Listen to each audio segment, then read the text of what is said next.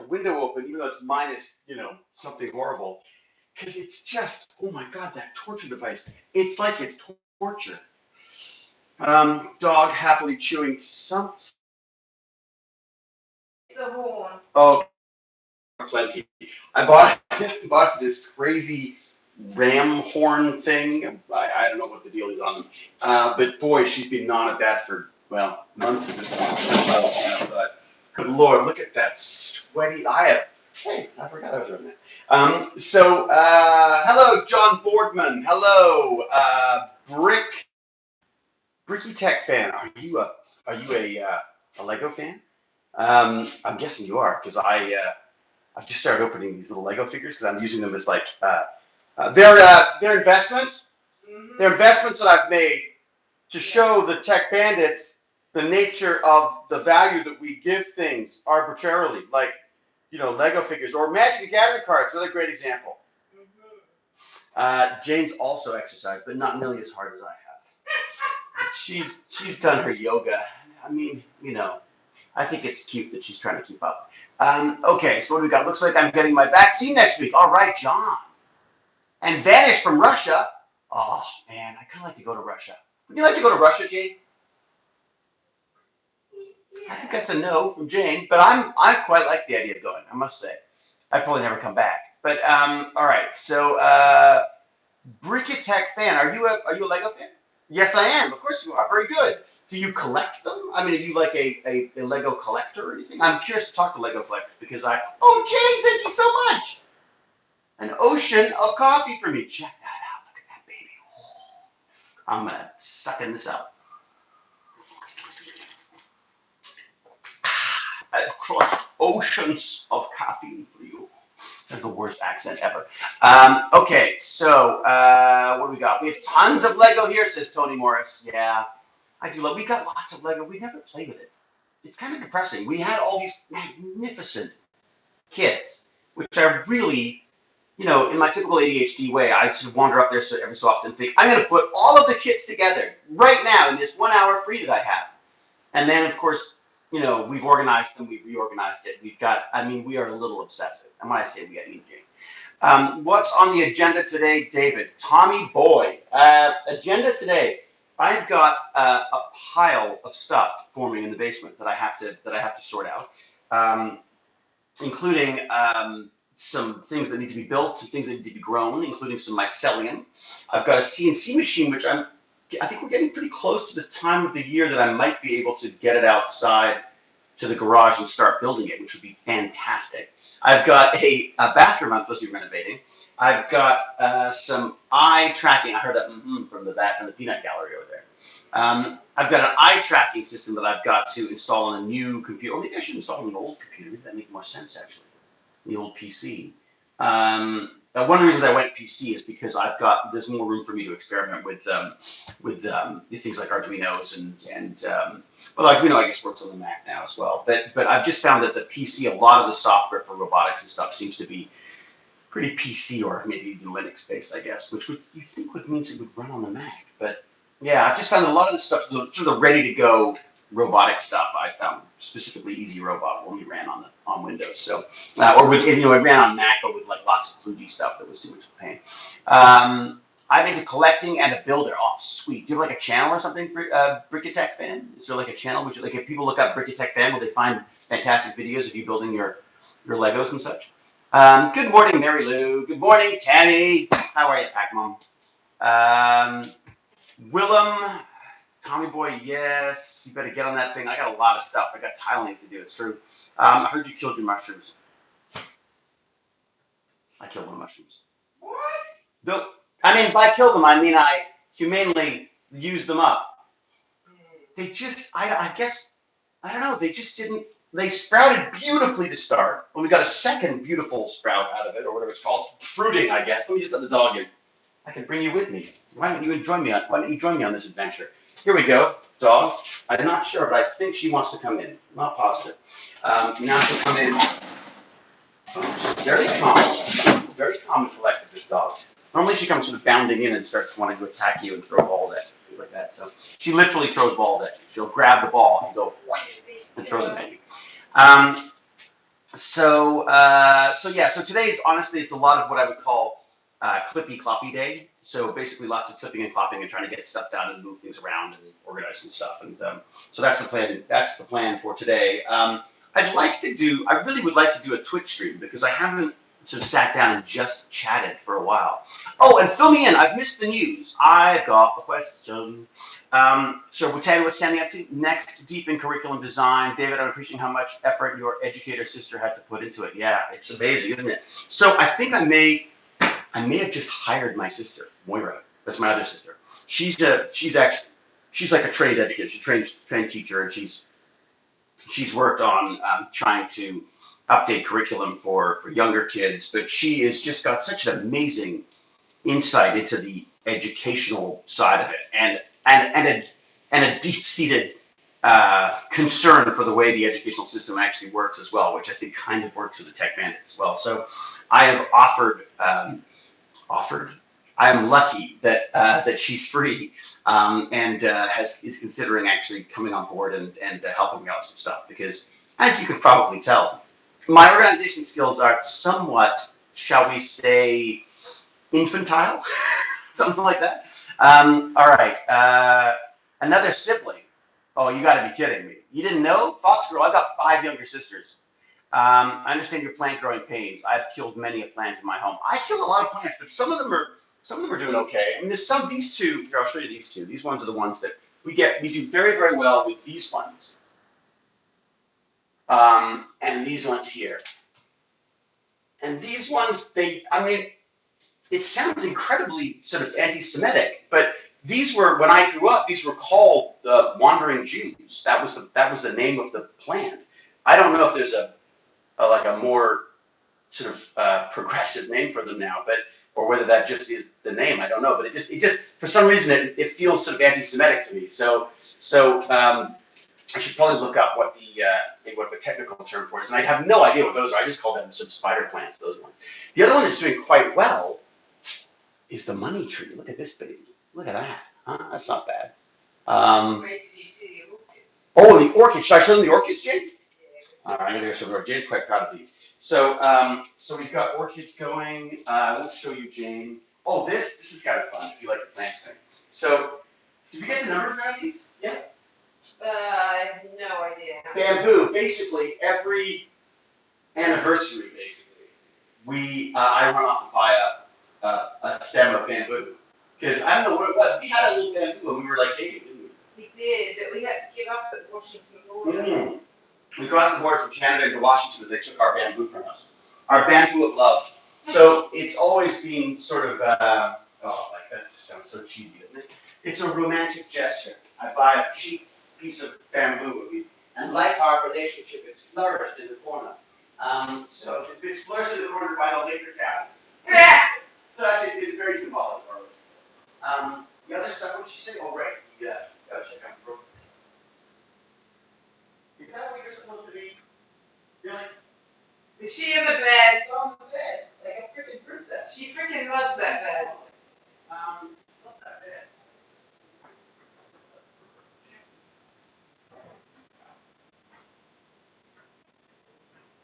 Made for like this.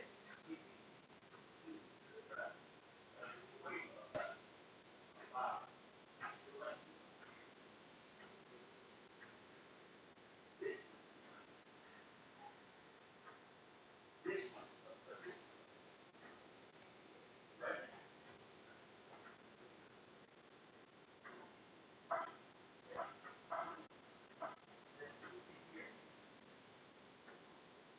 And look like those are about to go. Well done. My voice is gone. Uh-oh. It's gone like early and now it's down. Oh, not the headphones again. Mike in the kitchen. Mike in the kitchen. All right, hang on. I got it. Bum bum bum. How's that? Am I back? Am I back? Hey, David, just saying hello. I've been growing a lemon tree. All right, very good. It's very tinny today. Oh, it's back. Okay, great. Yes. Okay, you're back. Okay. So as always, I've forgotten to turn off the Bluetooth. So did you see? But did you see the flowers? Did you see these things? Look at these things. Look at these babies. That is just stunning. So these are originally that's what they look like, basically. I buy them for Jane. They die. We don't throw them out. We put them on this shelf. We call it the orchid shelf now. It's by my bed. I think they're just inspired by me. And then they've just absolutely taken off. And as I was saying, these ones are going to go too. So there you go. There's the tour. What else have I got for you? Oh, there's some really cool ones. They're called the Swiss cheese plant. I've got them in the bathroom. Let's see if I show you those. So Swiss cheese plant is up here. That was a little tiny clipping.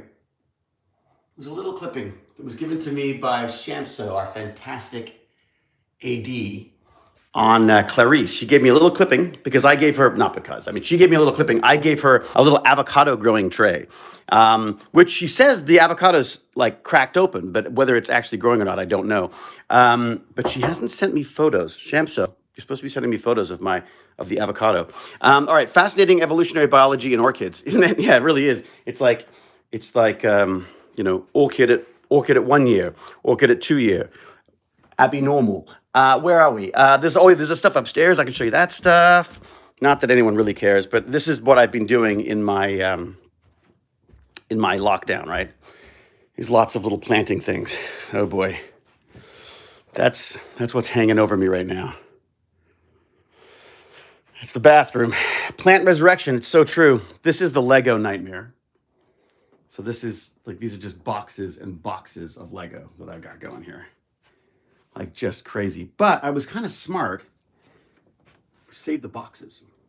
So we have the boxes of all of them. So I could put them together. And this is my little plant, my plant setup again. So I've got some tomatoes, more of those spider plants. I've got lemon seeds that I plant. All of this is just from kitchen waste, basically. I think those might be some kind of a fruit. There's my avocados, although I don't know what's happening with those avocados. They do not look good. And then in there are the carnivorous plants. So there's like I don't think there's actually anything. Let me just see if there's anything growing yet.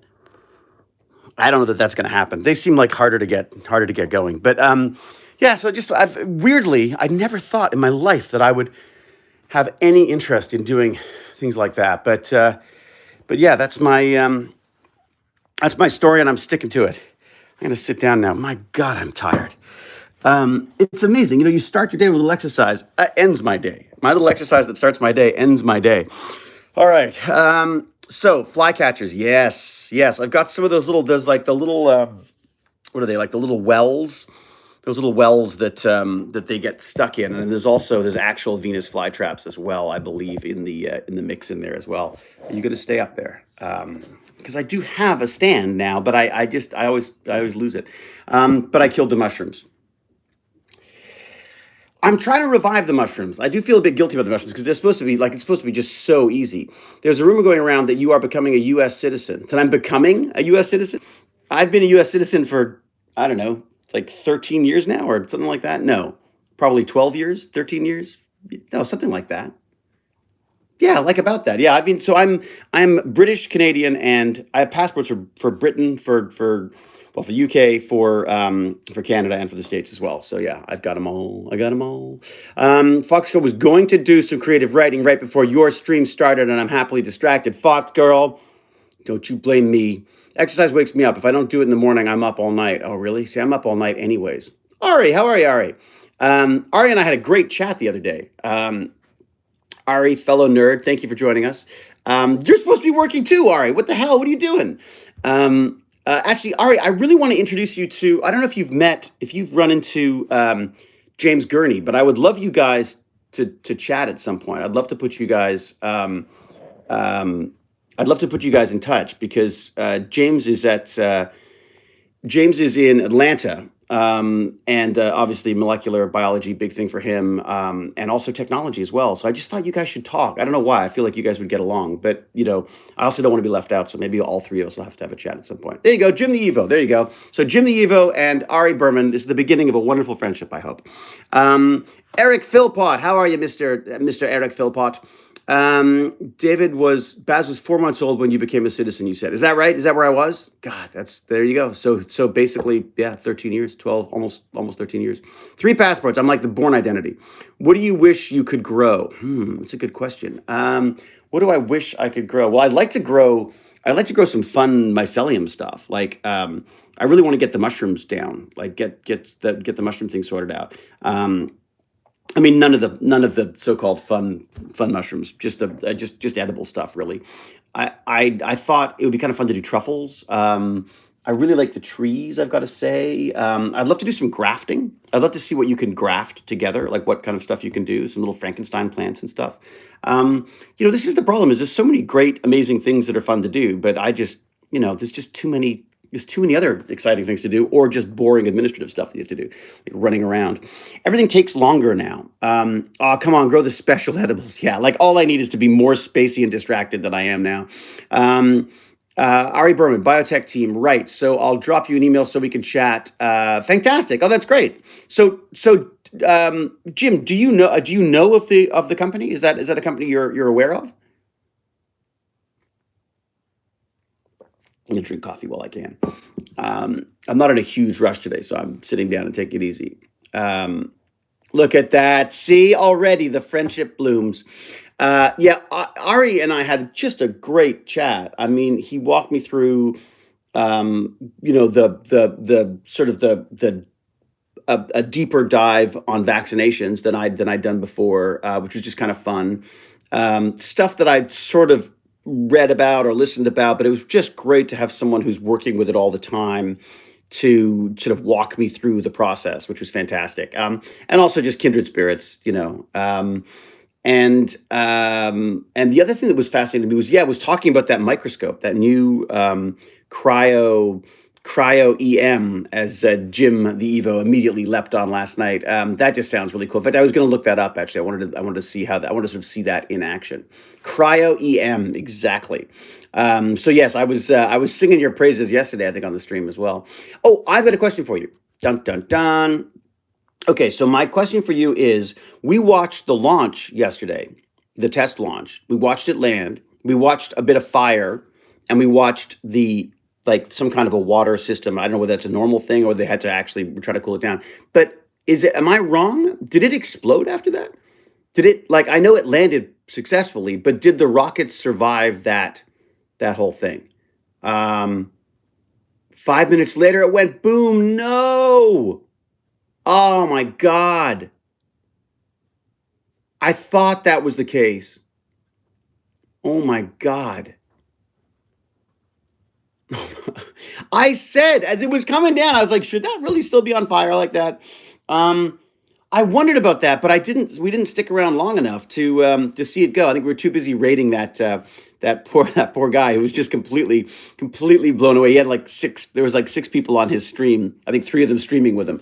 And then we rated, and it's kind of lovely to do. I love being able to sort of descend on. It's Barnacle taught me this, where you get to descend on streamers who are, who don't have big audiences, and I just think it means a lot to them. And I love the fact that, I let the tech bandits generally choose who it's going to be. I mean, I feel bad not rating Barnacles all the time, but the reality is, I mean, Barnacles has got a good audience, and I worry a little bit about putting directly having the kids go to Barnacles, because Barnacles is definitely more adult stuff than we deal with. But although we deal with some quite adult stuff, I'd have to say, but just maybe not the same way, shall we say? And I'm looking forward to seeing Barnacles again this weekend. I got to get back on that. I'm missing my my Tech Talk stuff. So it was a bomb. Yeah, our whole joke was, I was like, if it lands properly, it's a rocket. If it blows up, it's a bomb. So I guess it went bomb on us. That's too bad. Oh, God, and what did that cost him? What did that set him back? I mean, look, the fact that it blew up is almost, I mean, it did the landing. It what do they call it? It stuck the landing, but unfortunately blew up in the process. So I guess I feel like stopping it from blowing up is probably doable. Probably more doable than the actual trying to get the logistics of that landing down, which it seemed to do very well. So they got the data they needed exactly. Yeah, look, the fact of the matter is Elon's never going to admit it was any kind of a failure, anyways. And failure is the whole point of science. The whole point of experimentation is to fail. If you don't fail, you don't learn anything, right? If it works every time, it's like, oh, then that works as we planned. Do they know why? Was it to do with that giant bloom of flame that was still belching from its buttocks as it landed on the ground? Um, all the rockets drop in the ocean or burn up. It's not that much less in. It had a methane leak. Really interesting. I'm amazed that there was that much methane left. I mean, I would have thought it would be.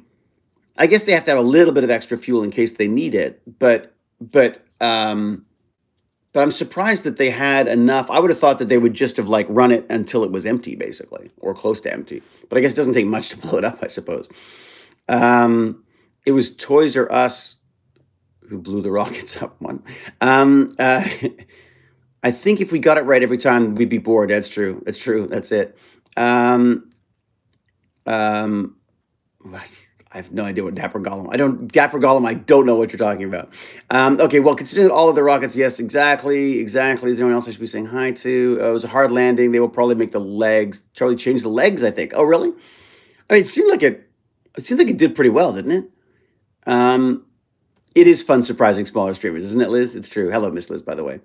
Um, and sorry, Brick Tech, I missed your post. Is there a channel of are you doing Lego stuff online, or is this just purely for your own enjoyment? Um, Spiderwort, also called inch plant. There you go. So I think I'm going to call it an inch plant because I don't know why, but the idea of calling a plant wandering Jew just seems I don't know, it just seems very sort of old school, you know, racist, basically, or anti-Semitic. I mean, is anti-Semitic? I mean, anti-Semitic is racism, I guess. But is that right? It's a good question. Is anti-Semitism obviously is that's interesting. I don't even know. I've got to get my lingo down on this stuff. So, all right. Is anti-Semitism racism? Because it has its own term specifically because it applies to the Jewish population. Interesting. I mean, the funny thing, nothing funny about it. The weird thing about we're looking at the Dr. Seuss stuff the other day, and the idea that these Dr. Seuss books are no longer being published, which just sounds about time by the sound of it. And a lot of the books were books I hadn't seen before, but I did recognize some pictures from things, just sort of like dim memories from my youth, and from my childhood, and I was sort of kind of shocked at how sort of blatantly, sort of caricaturally, sort of xenophobic they were.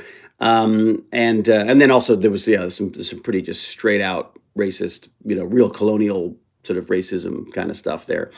Um, but what was sort of very telling about that as well is if you look up some of the stuff he worked on, like he worked on propaganda posters for the war, and it was a systemic issue. It continues to be a systemic issue, but it was one of those things that we, during the war, certainly with the xenophobia stuff, there was, because we were fighting Japan, because we feared, because obviously we were fighting Germany, we had to turn these people, not had to, but we turned these people into monsters. And I remember talking to my grandfather about this, and it was a car that I was talking about, I think it was a Toyota or something, but talking about a car that was made in Japan and or designed in Japan or something. And he said, "Oh no, I couldn't buy a car from Japan." And I was like, "Grandpa, come on, like we're it's the 1980s, Grandpa."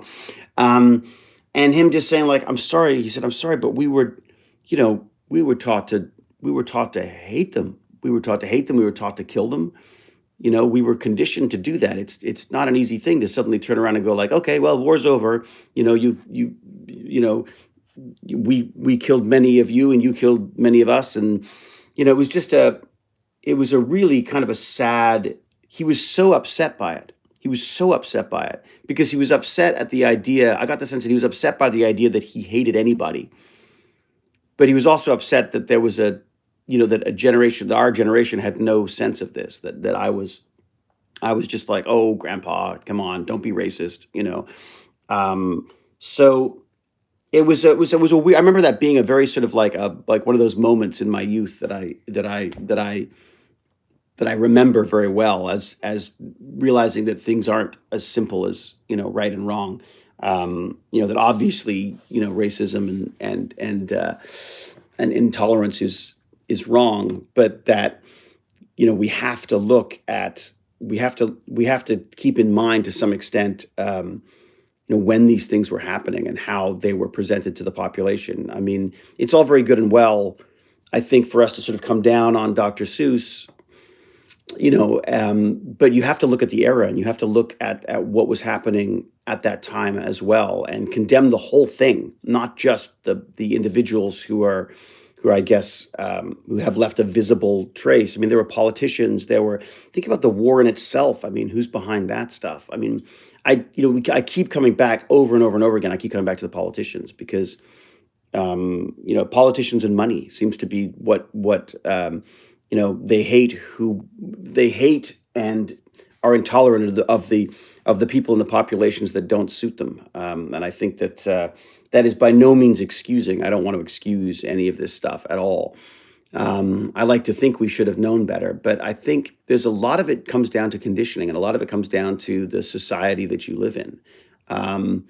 And again, I very, very want to be very, very clear. I'm not defending this in any way. Any kind of intolerance or racism, but I struggle with the historical elements of it, if that makes sense. Because I just like, what do you if you're told stuff, if you are conditioned to believe things, how do you break out of that? I mean, we're seeing this with a lot of the internet stuff in a way, where people go down these rabbit holes and come out believing the most seemingly absurd things to everyone else, but to them it's absurd that no one else sees their truth too. So I worry that the internet is making potentially this stuff possible in little pockets, in a way that it used to be done by massive marketing and propaganda machines, right? I mean, God, I mean, obviously, we condemn Germany for their sort of absolutely disgusting portrayal of the Jews and of people with disabilities and homosexuality, and but I think we also have to be aware and willing to look back on our own history at that time too. I mean, I think we all have to realize that certainly at that time in the world, anti-Semitism was rife. It was everywhere. I think the very fact that countries had to be attacked before they were going to step into what was, because it was, yeah. I mean, look, history is we. I keep saying to my son, history is a window into the future, because you can see what we're going to do by what we've done, if that makes sense. And I wish his history expanded a bit, because right now it's just Canadian history over and over and over again. I feel like there's so much. We all have certain prejudices imprinted on us by our cultures. What we need to do is be aware of when those are negatively affecting our interactions with others. Yeah, I mean, being aware of them is a big part of it. I mean, I've sort of not resigned. Resigned is the wrong word. I am forcing myself to confront the fact that I am, racist, sexist, and homophobic. I'll have to say I can't help it. But I feel like I'm constantly fighting stereotypes in my own perception of the world. And I'm ashamed of that. Like I'm ashamed. I feel guilty, but I also know that the only way to sort of move forward with this stuff is to analyze it, is to look at it from the scientific basis. I mean, let's look at this stuff logically. Why do you think like this? I had been conditioned to think, that 14-year-old black kid in a hoodie that's walking towards me when I'm walking the dog for some reason is more threatening to me than a similarly dressed and sized white kid. Although to be fair, I'm just terrified of all kids at this point. Um, but it's trying to overcome that conditioning that you have. You know, and I think if you're not exposed to a lot of different people and cultures and different ways of living lives, that of course you're going to be resistive to that stuff. So I don't know. I really struggle with it. I mean, I grew up at a time when the worst thing you could call someone was gay, or they used to use the F word all the time, the other F word, and I that was a hideous insult. I mean, in the all boys school that I went to. Again, the idea of an all boys school seems weird to me now. There's so many things that I look back on and go like, huh, it's like we just accepted stuff that I don't understand, and I don't blame my parents for it, and I don't blame my grandparents for it. It's these are all things that we have to sort of figure out. And the reality is, again, Obama said this, and I thought this was just such an important thing to know, especially in this sort of very sort of woke. I mean, for this term, for want of a better term, like the cancel culture stuff. I think you have to realize that good people do bad things and bad people do good things. I mean, that's very frustrating, because I would much prefer to just go, that is a bad person, and I can just get rid of them. The problem is, it's not as simple as that. And I worry about getting rid of, you don't want to get rid of any of the possible benefits from people, and you don't want to get rid of the opportunity to change, because you know um, the reality is, as I say, I'm sexist, racist, and homophobic, and that is, I think it would be I think it would be sad if that immediately made it impossible for people to interact with me, because I think that would be I think it would be um, I think it would be the problem that I have with that is that there's no room to grow then, right? I mean, then you would be forcing people underground, you'd be forcing people into even deeper resentments and stuff. I'm not saying they should be coddled. I'm not saying that these, not beliefs, these instinctive responses that I would have based on my upbringing, and based on who I am and my position in society, and I'm of British descent. I mean, it almost in a way doesn't get worse. It doesn't get worse than me, um, from a privilege standpoint, from a sort of an imperial kind of colonial approach to stuff.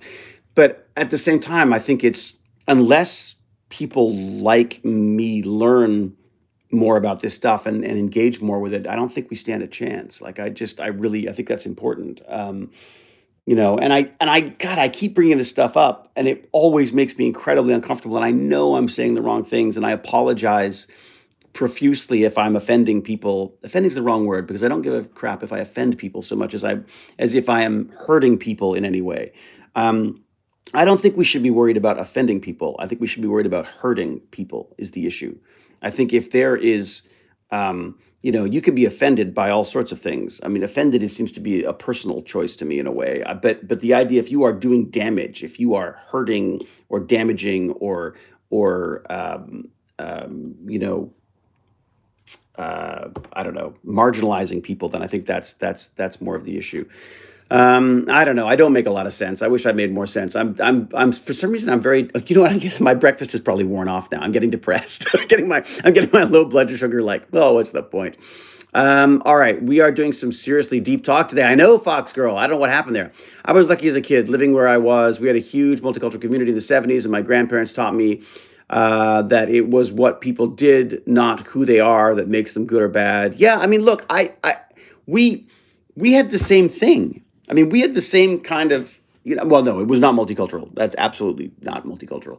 Um, Coming to Toronto and living in Toronto early on was was, I think, a great experience for a kid, because my best friend was the kid next door, and the kid next door was black. and and it never even occurred to me that there was a difference. Looking back, I realized that we moved out of those neighborhoods into neighborhoods that were predominantly white, and eventually predominantly Jewish. So I felt that I was sort of I was introduced to different cultures because of the nature of the city that I live in. I mean, I think Toronto's pretty good at that.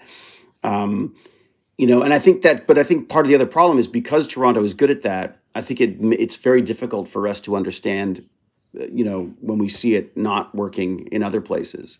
But also, I think we've got to be careful because Canadians tend to get very sort of smug about our place in the world and how amazingly diverse and culturally aware and everything we are. And the reality is that we've broken like every single treaty we've ever made with Indigenous people. Like it's just extraordinary how horribly we've mistreated our Indigenous population and continue to. I mean, um, we had video here recently of a woman who was dying in hospital, an Indigenous woman dying in hospital who was being mocked by the staff because well, she was just making a fuss, and what does she expect if she's going to sleep around, and she's not good for anything, and like she's dying in a bed and having this these horrible sort of racial slurs and condemnation of her very existence happening. And so for Canada to sit back and go like, "Oh, we're not racist," is ridiculous because it is just as I think it's just as much of a problem here from a day to day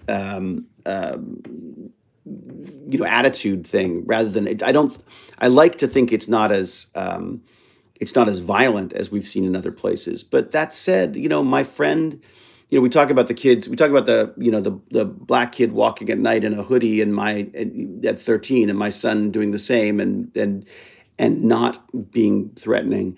Like his mother had to have a talk with him about protecting himself when it came to interactions with the police that I've never had to have with my son. I didn't even know people had those discussions. We live in the same neighborhood. They walk the same streets, they go to the same park, and yet his mother had to warn him about, not doing any sudden moves when the police asked him what he was doing or where he was going, to not give them any reason to consider him a threat, to have paperwork on him that says who he is and where he lives. Stuff that it's just I was blown away that was even a discussion that had to be had with a 13-year-old kid in the neighborhood I'm living in. Like I had no idea. I mean, I think that's the kind of the privileged existence that I've had in that I've never had to even consider it.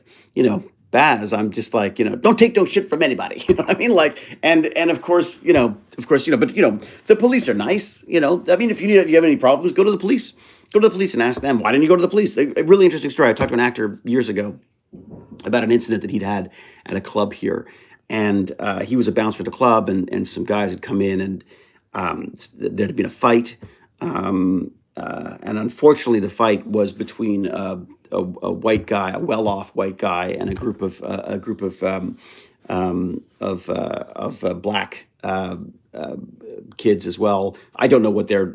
No, actually, no. What am I saying? No, I think they were quite well off as well because the argument was over a very nice sweater, should we say? Not that the social economic thing is really comes into play here, but so he is a bouncer at this club. He breaks up this fight, and in doing so, he's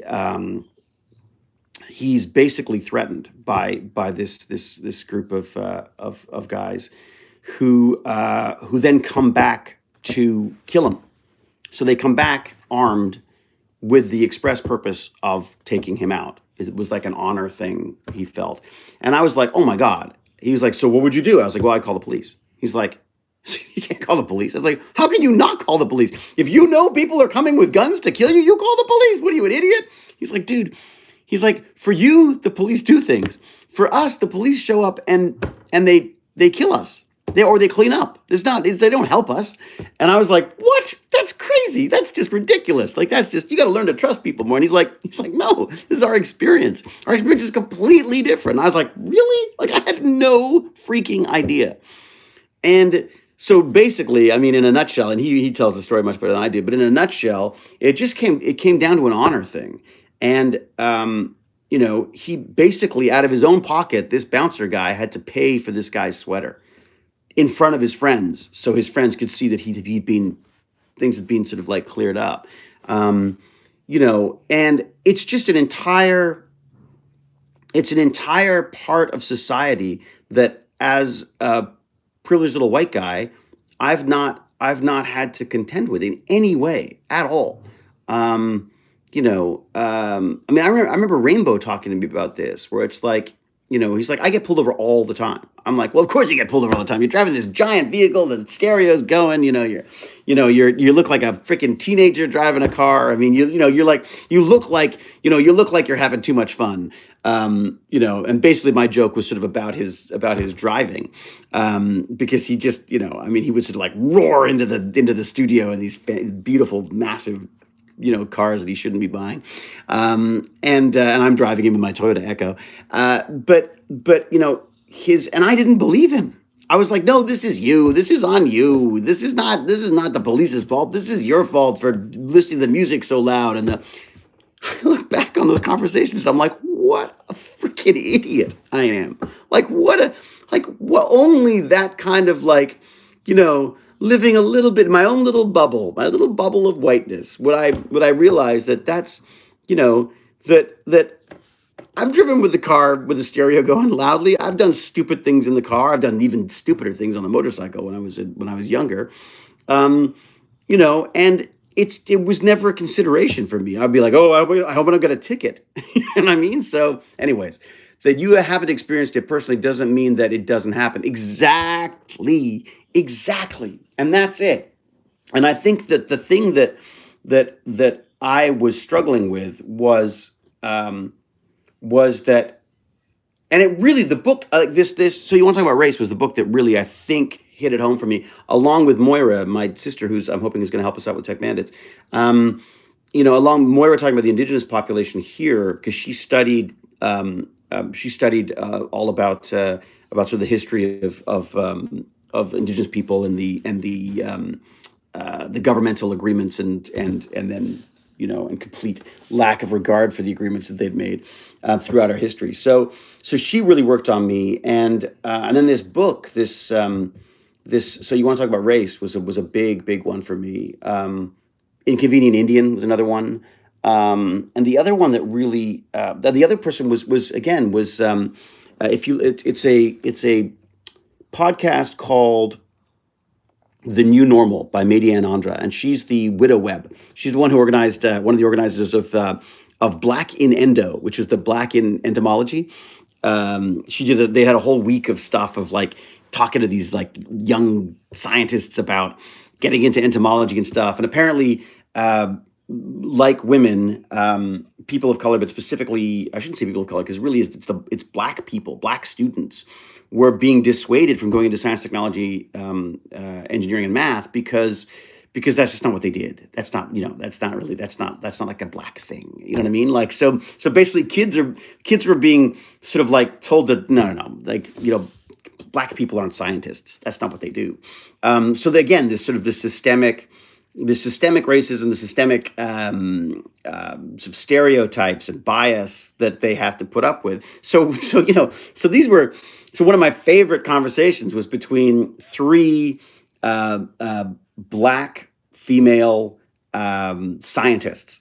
Two of them entomologists, one of them arachnologist, I guess, because Madiane is her specialty is spiders, specifically black widow spiders. She's like freaking so cool. She's like something out of a Bond movie. She's like let me introduce you to my black widow spiders. I have thousands of them back here, and her husband's a freaking genius too. He's all about the crickets. In fact, I want to ask him about those crazy. Oh God, we did Tech Bandits yesterday, and one of the kids brought up what are they called? Hair worms or thread worms? I can't remember what they were called now. They were freaking the creepiest thing I've ever seen. And they get, first off, they're in the mayfly bodies, and then they get put into the water, and then they get into, okay, no, so no, they get into mayflies. That's right. Then the mayflies fly away, and then the mayflies get eaten by crickets, and then they get into the crickets, and then they control the crickets and make them leap into swimming pools and stuff so they can get back in the water. And they are like literally like they're like this long coming out of a freaking cricket. It's like the most revolting thing I've ever seen. Anyways, they're kind of like intestinal worms, but they're hair worms. That was it, hair worms. Oh God, it's so creepy. But they don't get into humans apparently that we know of. They could be controlling us right now. I know. Were they not the creepiest things you've ever seen? They like freaked me right out. So I was told when I was growing up in a rural farming community in New Jersey that I was basically labor and I'm white and thought nothing of it until my 30s. Um, sorry, sorry, I'm late. I was following the tsunami that's about to hit New Zealand. Oh no, seriously? Oh my God.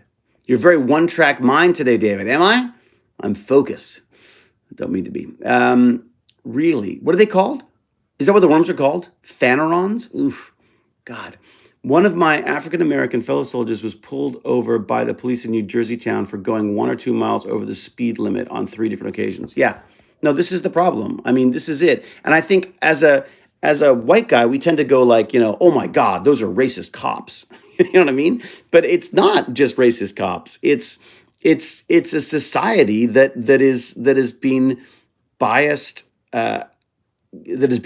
for years. I mean, in a way, local police, one of their jobs early on was to keep, those terrible black people away from the nice white suburban, existence that they had. I mean, it was like we got so much to sort out. It's crazy.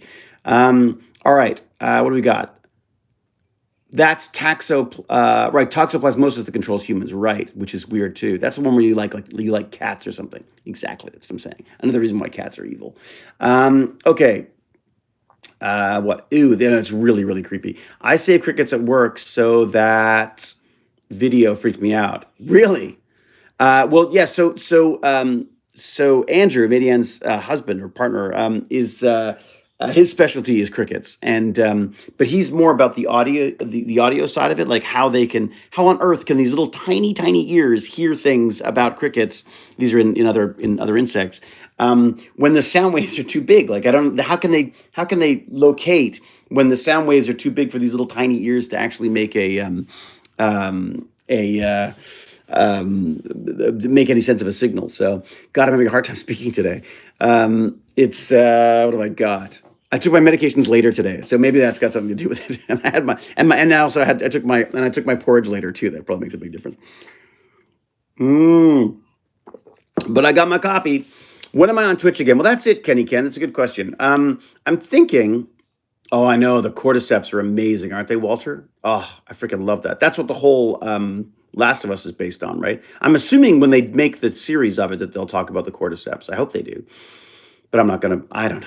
Another series like I'm watching Succession right now, which is freaking genius. I gotta say, like it's just everything about that show. Although I don't love the twitchy camera. Other than that, I think it's absolutely brilliant. The performances are brilliant. The acting is extraordinary. The writing, my God, the writing is just fantastic. Does your place have any non-soup size cups? It does, but why would you use them when you've got these? My coffee's getting cold. Many greetings from Greece. I live in Greektown right here, and God, I love it. Everyone is saying I got to go to Greece. It's true. I had a driver the other day. One of the transport guys who was taking me to and from set was from Greece and was really pushing me to go and check that out. Check out Vex Robotics. Great competition that you should try to get the tech bandits involved in. Soma, thank you very much. Here's the thing that I'm finding. It's hard to organize things with the tech bandits that involves any kind of a regular schedule because of my very irregular schedule, and also partially because of theirs, because school is sometimes at school, sometimes it's at home. Certainly right now, I would definitely. I mean, if I ever figure out some kind of a schedule, that would be great. As I say, the problem is that it changes on a second's notice because of filming, right? So, because I really wanted to do some stuff with Let's Talk Science as well, but it's really hard to set up a team for like the challenge if I don't know I'm going to be there every week. So, I've sort of been keeping bandits like the banditry stuff pretty random because I feel like then we could just touch on the stuff that people wanted to talk about at the time. Um, Oh wow, Candy Medusa worked with sea turtles in Greece. But yes, I will definitely check it out. I've heard of the Vex Robotics before, but I didn't know about the competition. Ooh, Finland, Greece. There's so many things. Dan, I'm currently doing Clarice. Actually, Jane, she's in the bathroom. She's got the shower going and stuff. Uh, Did you call, babe? oh, I did. Sorry, I was just gonna ask. Is it almost time for me to be on Clarice?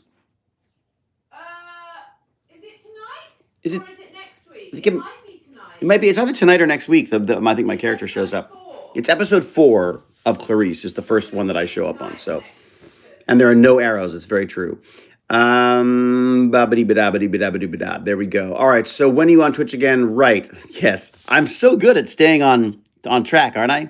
Kenny Ken very politely asking me once again. Let's try to steer David back into what he was talking about before. Twitch. I'm thinking about maybe coming on this afternoon if I can. Because I haven't had a chance to sort of do like a quote unquote grown up talk for a while. Like I haven't been able to do this on Twitch for a while. I've only sort of like leapt in to do Tech Bandits when I can. So I think what I might do is try to do that this afternoon.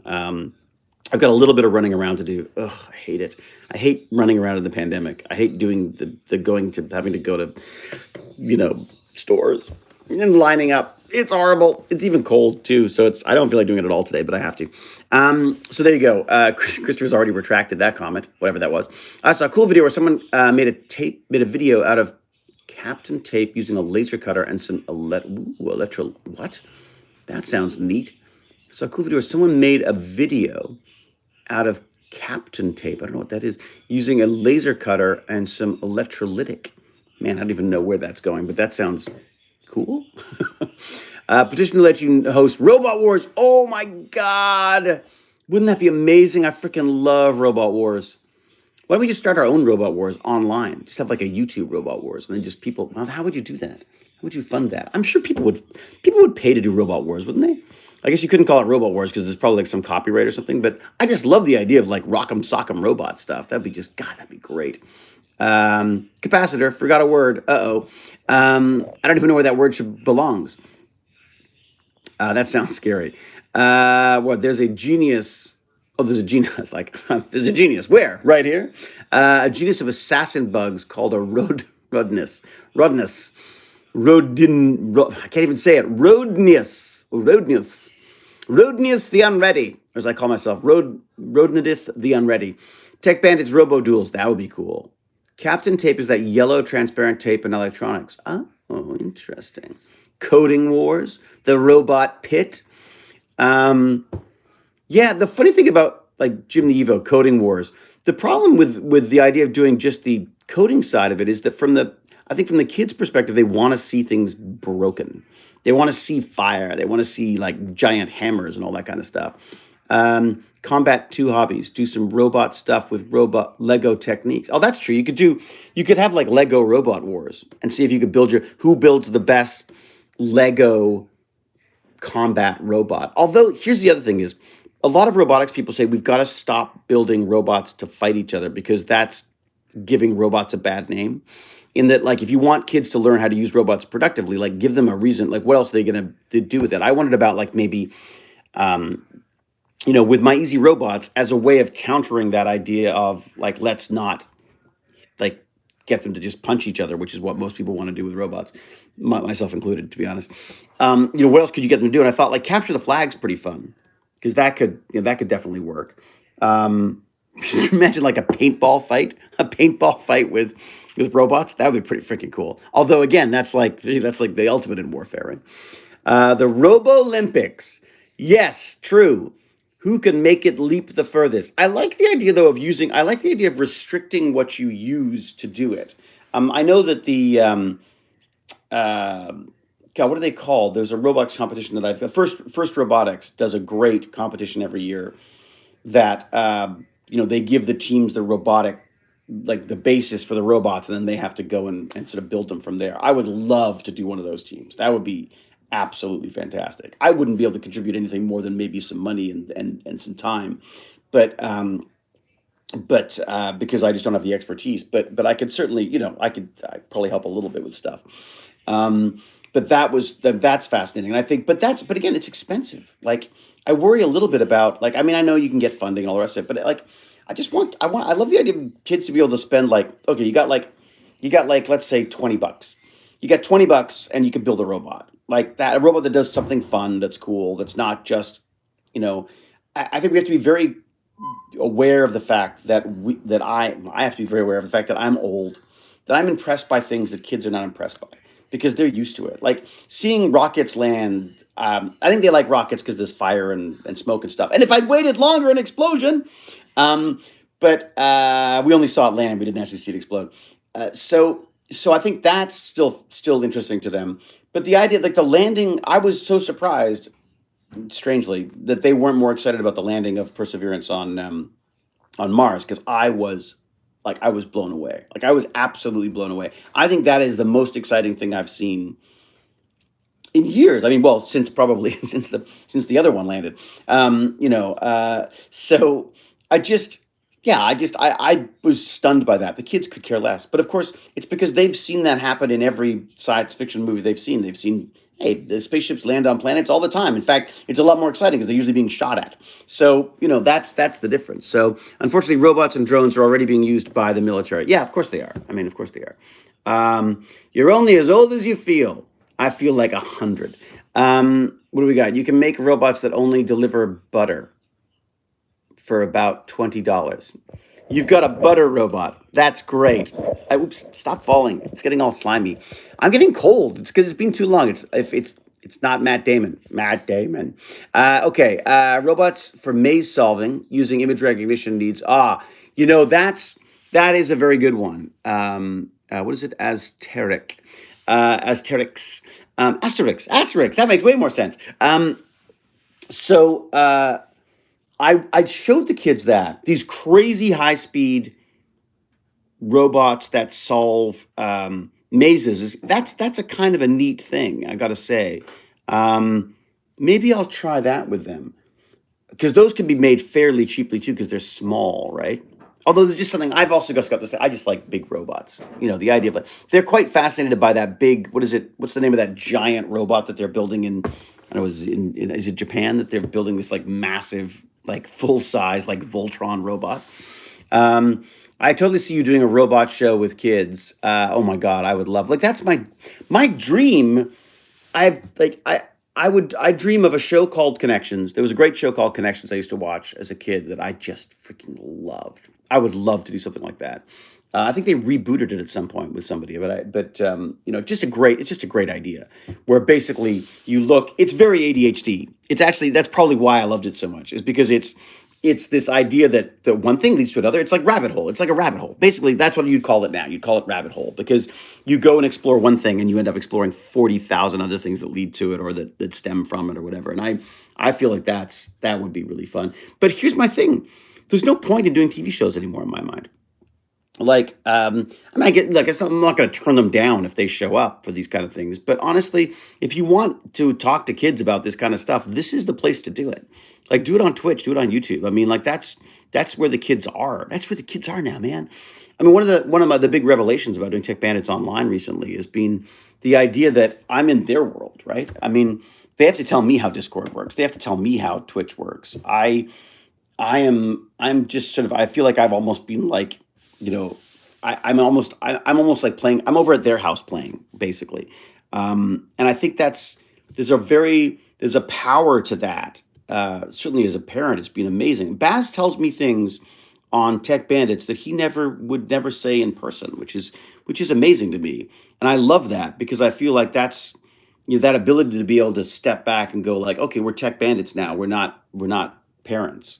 I think that's really important because I think we miss a lot of stuff because as parents, it's very easy to sort of react first and then think, damn it, they're never going to tell me that again. Like, for example, swearing and cursing and swearing and storming upstairs and removing computers from their room in a rather aggressive way, which is what I did. And I will never live that down. I'm like, I hate that I did that. But at the same time, it made a very good point. And it also made me go out for the dog with a dog, walk with the dog for 45 minutes, and come back and realize what the problem was, that we were not being clear about the limitations on the time that he was gaming, and that's made a huge difference. He came for a walk with me yesterday, for God's sake. Why? Because he had nothing else to do. He can't game. It's like so But and again, we talked the entire time the entire walk, we talked about League of Legends. He walked me through all the different characters, which ones he thought would be good for me, and different strategies, and some of the lore behind it, and some of the lingo that I didn't get, that I didn't understand. They're really big on making things way more complicated than they need to be by saying things like, instead of saying bottom lane, you say bot. And instead of saying top lane, you say top, I think, and then mid.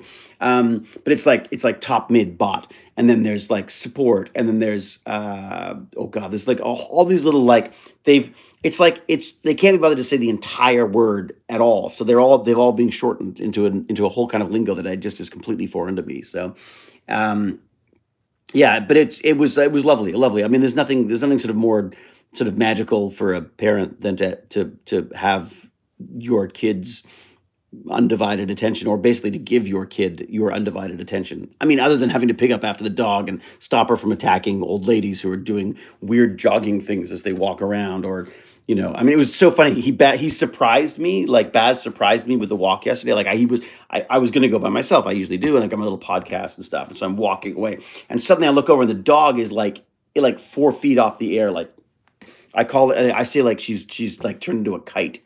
It's like a fuzzy kite. When she gets excited, she literally just goes straight up in the air like a kite, and her legs go wah. And it was because Baz was running up to join us.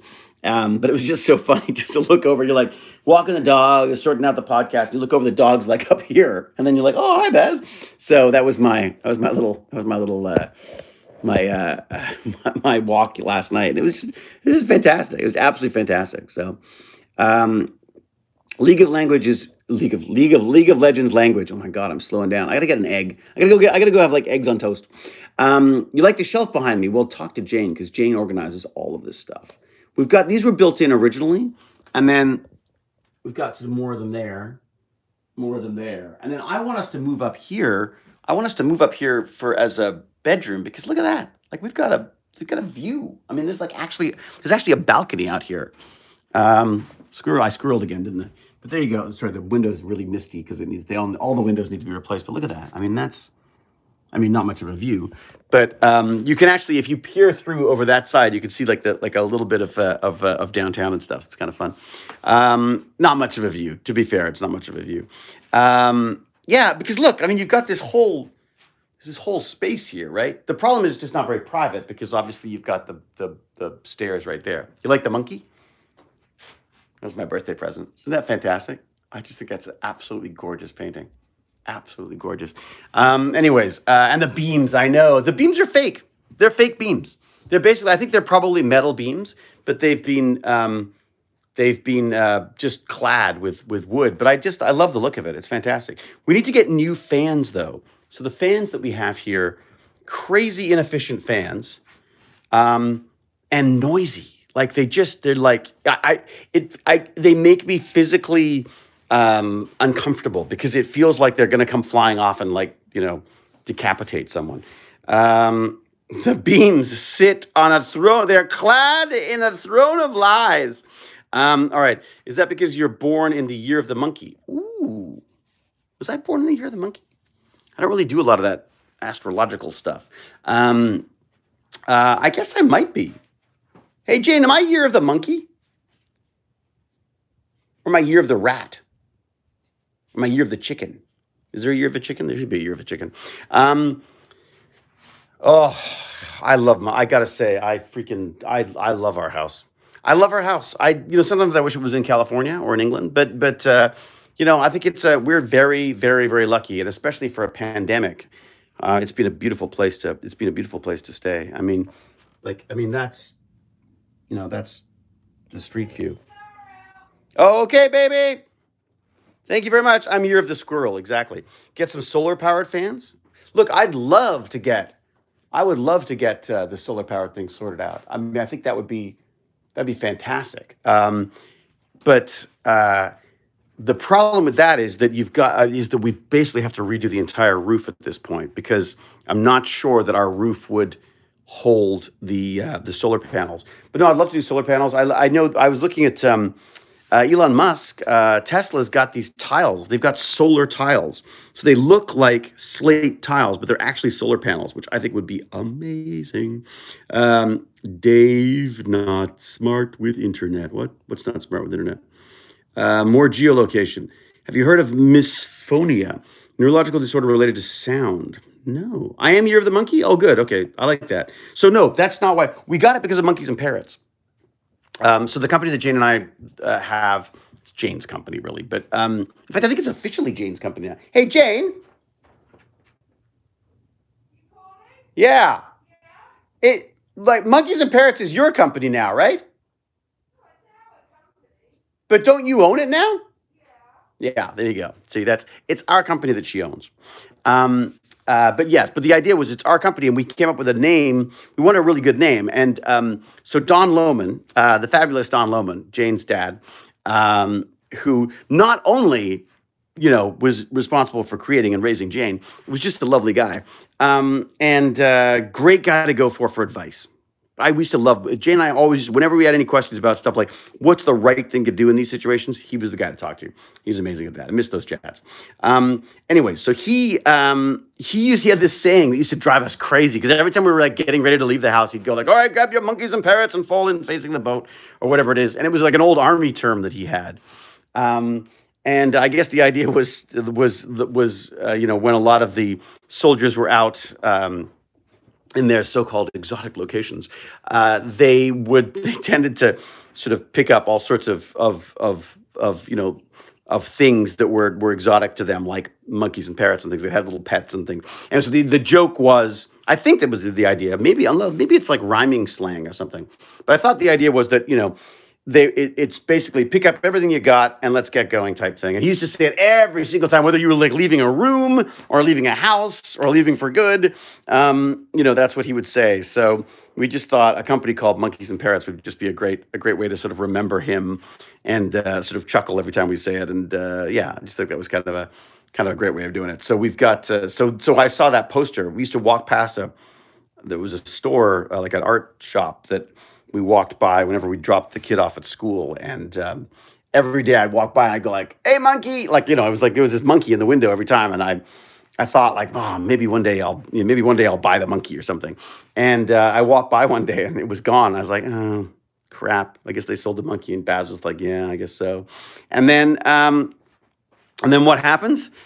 My birthday, turns out that monkey was gone. All right. It was gone because it was bought for me. Anyway, so that's just kind of great.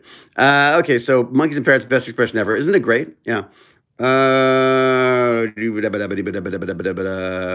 Look into it. Certain sounds trigger fight or flight response. Oh, that's cool. Oh, that is neat. Oh my God. Do a mini solar power project, protect bandits or something. Yeah, I love solar panel stuff. I love solar stuff. I think it's just amazing. Jane is awesome. It's true. Very nice. Be peaceful. Okay, everyone. I should go because it's oh my God, I've been talking for over an hour. What, don't you people have homes to go to? For God's sake. All right. People on net have resources to learn video locations using just one still of the video. Careful not to give away geolocation. Thank you, Red Star. Good to know. Yeah. Yeah. I mean, privacy's. I mean, look, strangely, I'm an incredibly private person. In that I do not like having, celebrity forced on me in any way. I don't like, the idea that we at some point we had some people show up at the house when we were in Point Roberts, and that was really just weird. It's just weird. I don't like friends dropping by unannounced, let alone people I don't know. So yes, you will not get a good response if you just show up randomly at my house. Trust me. And plus, my dog will maul you to death. You'll get the dog kite. You'll get hit. She'll attack your eyes because she's that high. She jumps like that high. Anyways, so obviously don't do that. But here's the thing: is I feel like if people are going to do that, they're going to do it. I mean, there's almost no way I think of other than being incredibly paranoid about it. I just don't know what else you're going to do. So so yeah, so I feel like thank you. I didn't know that that geolocation thing works. Actually, that'd be a really cool thing to look up. Actually, the technology on that. Do you have the technology on that? Is there like a link for that? Red Star. Is there like a link of about that information? Because I think that could be kind of cool for the kids to know. I'd be more concerned about the kids than me for that matter. Um, maybe I'll just shoot you an email about misophonia. Yeah, please do, Adriana. That'd be great. David I Hewlett at gmail.com, I believe is the one. And yet you became an actor. I know. Isn't that weird? It is kind of odd. Because I think I got into acting because I wanted to be famous, and then I realized I don't want to be famous, but I still liked acting, if that makes sense. So, all right, I'm going to stop wandering around. But yeah, wait. So before I go though, was there Red Star? Was there a link or something? Was there some kind of? I'd love to find out more information about that. So what have I got? I've got. There's a way on the net. People on the net have resources to learn video locations using just one still of the video. Okay. Interesting. Don't shoot footage of outside. What? Well, that sucks. I want to shoot footage of outside. Look, the reality is, if someone's capable of doing that, I'm sure they could. I'm sure there are easier ways for them to figure out where I live than having to do all of that. So Sardonic Spiles, thank you very much. Okay, well, so I'll have a look. Tin Eye. What's that? Lloyd, is that what it's called? Tin Eye? Um, Interesting. Don't shoot footage of outsides. Thank you for streaming. I enjoy your vlogs. Is this a vlog? I guess this is a vlog, isn't it? So yeah, I guess I should go eat something because I'm obviously not making much sense anymore. So Clary's tonight, CBS and Global. Oh, great. Thank you, William. Is that when it's on tonight? Of course it is. It's on tonight. Yes, it's on tonight. Real problem is if you post videos of a place you are currently, which is where I'm currently. Better safe than sorry, mate. Very true. Very true. Bring back SGU. Okay, I'll try to. Bitter lemon drop. You know I would if I could. I know it has to do with calculating shadow positions. Oh, that is cool. Tin Eye is a reverse image search. Oh, yes. I've done them. It's funny. I've done the reverse image search stuff on the iPhone before. It's been pretty good, actually. It's nice getting a daily dose of Hewlett. It's like instead of the daily dose of the internet, it's a daily dose of Hewlett. And Brick Tech Fan, thank you very much. I'm looking you up, just so you know. I'm gonna go look you up because I want to see some Lego stuff. And yeah, I'll try to today, if I can. I'll do another opening of my Lego figures that I'm investing in. All right, yes, go, be happy, take care. So I shall say, be safe, be kind, be brilliant, and until we geek again, I will say cheerio and huzzah.